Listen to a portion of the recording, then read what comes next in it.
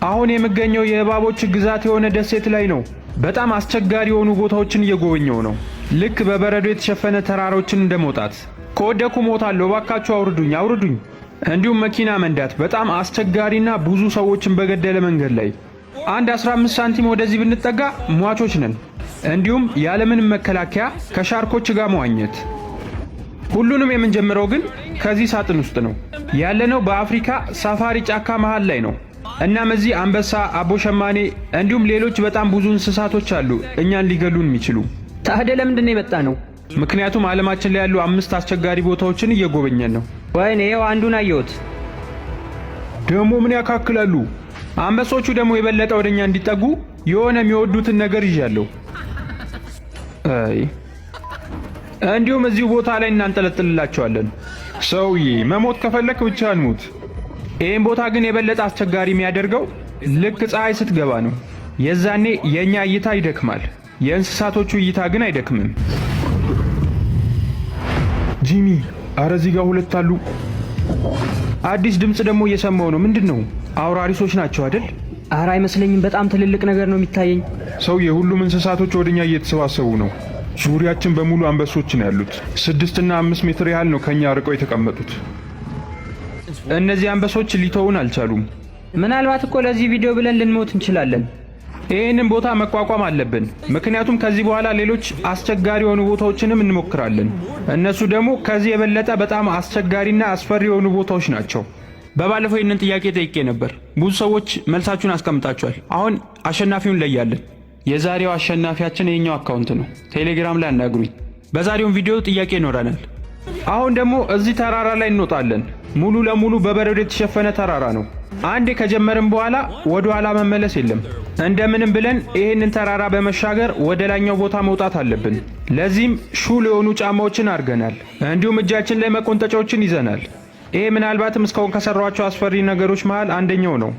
ጂሚ፣ የምር ግን ይህንን ተራራ ሙሉን ተሻግረን እንወጣለን? እውነት ለመናገር ይህንን ቦታ ተሻግረን እንወጣለን ብዬ አላስብም።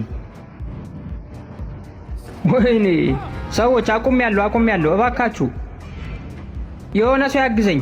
ማንም ሊያግዝ አይችልም። ማቋረጥ አችልም። ኖላን ሰዎችን እርዳታ ጠይቆ አቋርጧል። አሁን እኮ ብዙ ሄደናል፣ ግን ከመሬት ሰዎች ግማሽ ያህሉን ሄዳችሁታል። ስማ ጂሚ፣ በፍጹም ወደታች እንዳታይ። ደግሞ ከፍ ባልን ቁጥር የበለጠ እያንሸራተተን ያለው።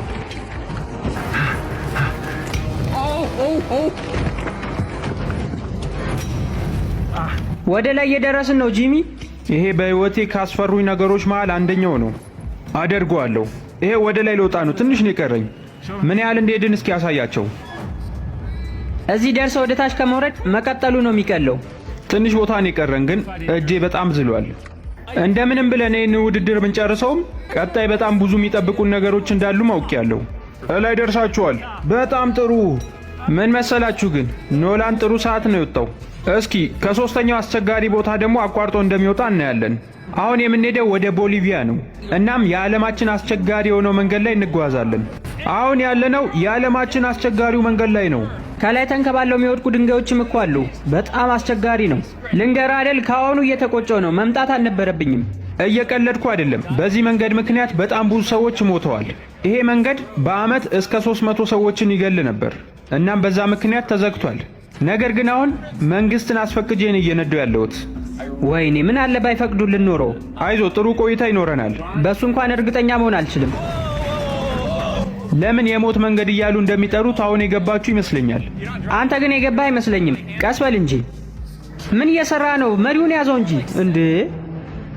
ኧረ ተው፣ ወደ ጫፉ በጣም እየተጠጋህ ነው። እባክህ፣ ምን ሆነ ነው?